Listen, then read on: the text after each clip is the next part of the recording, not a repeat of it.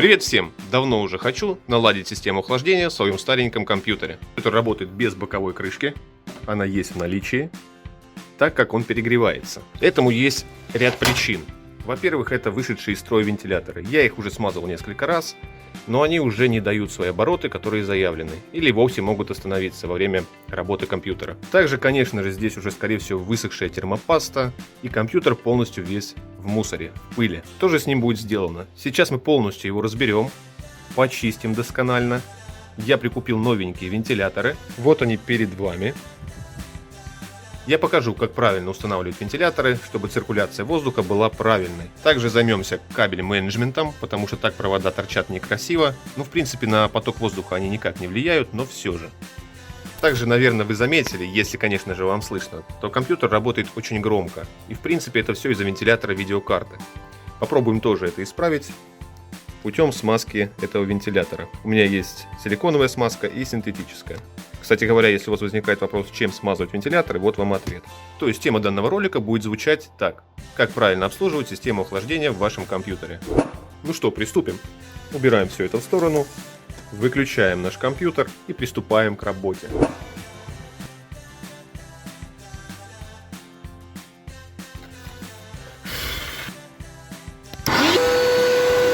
Посмотрите, как здесь все выглядит сзади. Не очень приятная картина, не правда ли?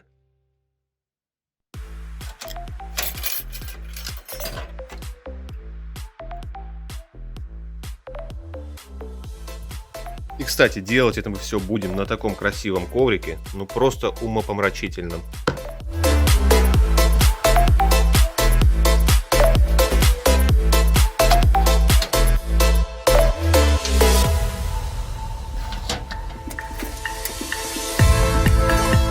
Пишите в комментариях, кто пользуется дисководом, а также как часто вы делаете ревизию своего компьютера.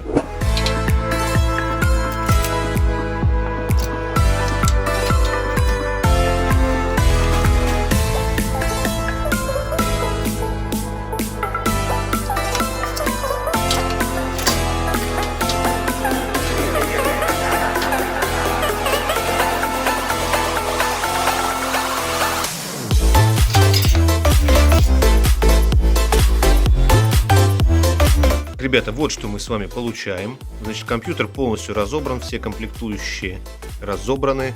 Вот такое башенное охлаждение у меня. Его мы тоже будем снимать, полностью чистить, разбирать. Вентилятор будем снимать, новую термопасту и все такое.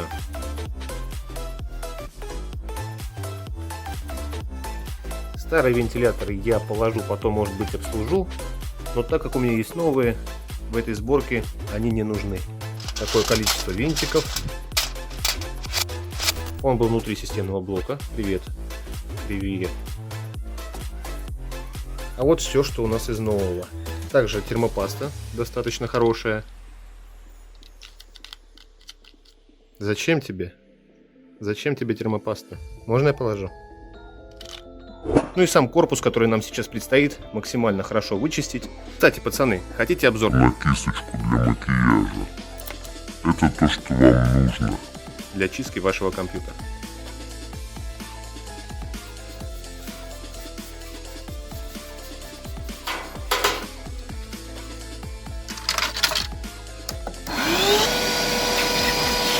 Так, половина комплектующих почищена, жесткий диск, оперативная память, весь корпус вычищен досконально, а также пищалочка.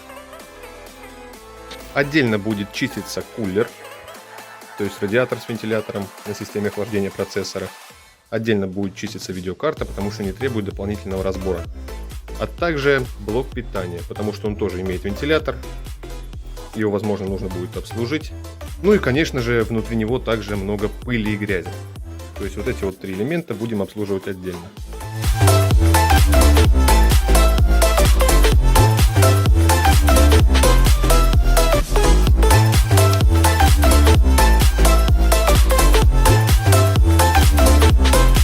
Так, вот в таком состоянии радиатор. Был еще хуже, я частично его вычистил, когда разбирал компьютер. Сейчас здесь обезжирим, все вычищаем. Кстати говоря, нужно ли смазывать вентилятор? Его здесь не так сложно, во-первых, смазать. Здесь просто отклеивается этикетка, там крышечка открывается и туда заливается смазка. Но нужно ли это делать?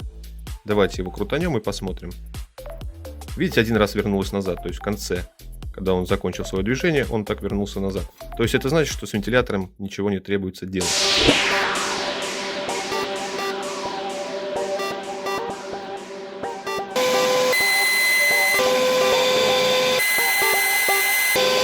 Итак, собираем кулер обратно. Сейчас будет очень важная информация, которую впоследствии вам нужно запомнить. Обратите внимание на вентилятор. Крутится он против часовой стрелки. Располагаем его перед собой, лицом к себе, там где наклейка. Наклейки может и не быть, но вот задней частью является та сторона, где есть скелет установочный. То есть вот наша передняя сторона. Вентилятор крутится против часовой стрелки, естественно, лопасти загребают воздух. То есть так мы понимаем, в какую сторону вентилятор продувает через себя воздушные потоки. В моем случае, как вы поняли, воздушные потоки идут вот так. Естественно, устанавливать его нужно так, чтобы он пропускал воздушные потоки через радиатор. Я надеюсь, что эту информацию вы запомните, и она будет полезна в последующем. То есть ставим его вот так, затем располагаем кулер так, чтобы он выдувал к задней стенке. Наносим нашу хорошую термопасту слоем меньше 1 мм.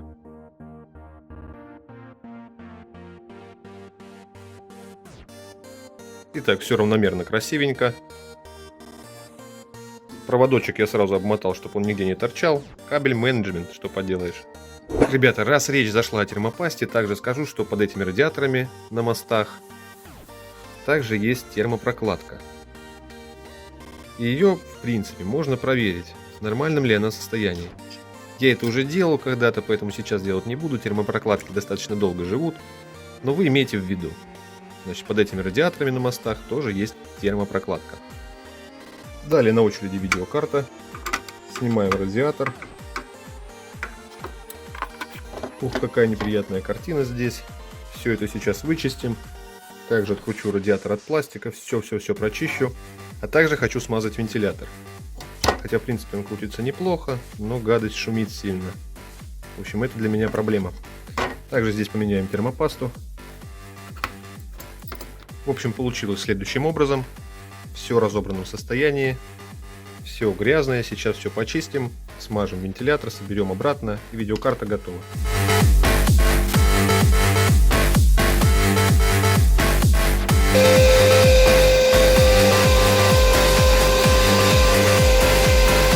Итак, карточка досконально вычищена, потратил на нее огромное количество времени. Обратите внимание на радиатор, как он обуглился. Вот такие тут температуры. Вентилятор также вычистил, сейчас смажем его. Ну и сама карточка вот так сейчас выглядит. Итак, чем же будем смазывать данный вентилятор? Есть силиконовая смазка, есть синтетическая. По всем характеристикам силиконовая смазка немножечко обгоняет синтетическую. Поэтому будем использовать силиконовую. Кстати, здесь в комплекте есть набор наклеек вместо старых. Эту мы сейчас оторвем, и приклеить обратно ее будет очень тяжело. Далее отклеиваем наклеечку сзади.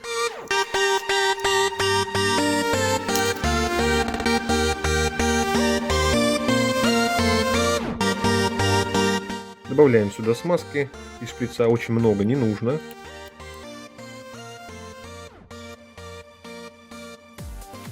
Итак, хорошо обезжириваем поверхность вокруг. И затем клеим наклеечку.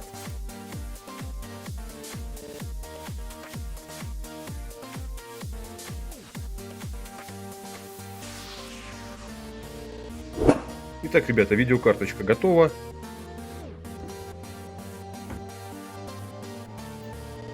Поехали к блоку питания. Ну что ж, разбираем блок питания, проверяем вентилятор, вычищаем там все внутри. Чтобы разобрать блок питания, необходимо открутить 4 винта. Раз, два, 3, 4. А эти 4 открутим, когда уже снимем крышку. Так, раскрутили. Все очень грязно, все это нужно вычищать. Вентилятор, в принципе, нормальный. Можно, конечно, его смазать, но пока не будем, нужды нет. Лишний раз сдирать эту наклейку, которую, в принципе, вы уже так хорошо не наклеите, не нужно. Вентилятор крутится хорошо. Просто все вычищаем досконально и собираем обратно в блок питания. Это еще один нюанс при чистке компьютера. Не стоит забывать про блок питания. Посмотрите ведь, что внутри него скопилось, в том числе и паутина.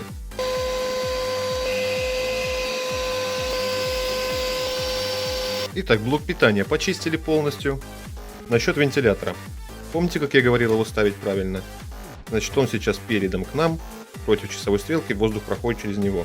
Блок питания ставится к низу вентилятором, поэтому вентилятор ставится вот таким образом. Для того, чтобы поток воздуха поступал вверх в блок питания и сразу же выгонял его из него. Итак, ребята, ну что же, компьютер досконально вычищен. Вот так это сейчас все валяется. Не обессудьте. Сейчас все будем это обратно собирать, а также расскажу наконец-то про систему охлаждения, точнее про вентиляторы, как правильно организовать поток воздуха внутри системного блока. Начать я хочу с кабель менеджмента все-таки, то есть мы будем сейчас проводить провода под заднюю стенку, чтобы здесь они не торчали. Для этого сначала установим блок питания, затем системную плату и уже будем подбирать, как правильно установить провода. Вот так это все выглядит с задней стороны. Расфасовал провода в разные места, под разные пины. Итак, промежуточный результат. Подключил уже жесткие диски, материнскую плату, питание процессора, питание материнской. Вот так это выглядит. Вот так это выглядит сзади. Кстати говоря, диски я установил обратной стороной. Получается, теперь здесь проводов никаких нет впереди. Далее необходимо прикрепить будет переднюю панель, также спрятать провода и затем прикреплять вентиляторы. Все это будет делаться попутно. Насчет установки вентиляторов. У меня два одинаковых вентилятора, которые поддерживают 1300 оборотов в секунду, и один вентилятор 1600 оборотов в секунду. Два, которые 1300, будут установлены спереди и сбоку на крышке. А тот, что на выдув, будет чуть посильнее, потому что он один. То есть два на вдув воздуха и один на выдув. На выдув будет стоять здесь, на вдув сбоку, еще раз говорю, и спереди. Тоже на вдув. Хочу подметить важную деталь, что вентилятор в принципе регулируемый, но его необходимо подключать к системной плате. А на системной плате регулируемых разъемов не осталось. Поэтому мы будем подключать его на постоянную мощность. Напрямую к блоку питания. Никаких переходников мутить не хочется. Я надеюсь, вы помните, какой стороной ставить вентилятор, чтобы получить вдув. Значит, он крутится против часовой стрелки. Естественно, воздух проходит через него. Спереди назад. То есть скелет должен быть сзади, если это вдув. Вот что у нас получилось в результате по кабель менеджменту. Теперь не торчат никакие провода. Естественно, циркуляции воздуха мешать не будет. Данный проводок оставил на передний вентилятор по расположению вентиляторов. Как видите, этот на выдув, один впереди на вдув и один сбоку будет на вдув. То есть поток заходит сбоку, спереди и выходит, получается, сзади. Сверху нет разъемов под вентилятор, к сожалению. Но я думаю, будет достаточно, так как вентилятор сзади помощнее. И, кстати говоря, у меня от блока питания не осталось разъемов для подключения вентиляторов. Но, к счастью, я нашел один из разъемов, регулируемый на системной плате. SSD-шник пришлось перенести сюда, так как здесь я не рассчитал из вентилятора, он не помещается сюда. И получается вот такая вот картина. Потратил я на все это полдня, получил травму пальца. Я конкретно задолбался. Надеюсь, оно того стоило. И по итогу, что у нас получилось.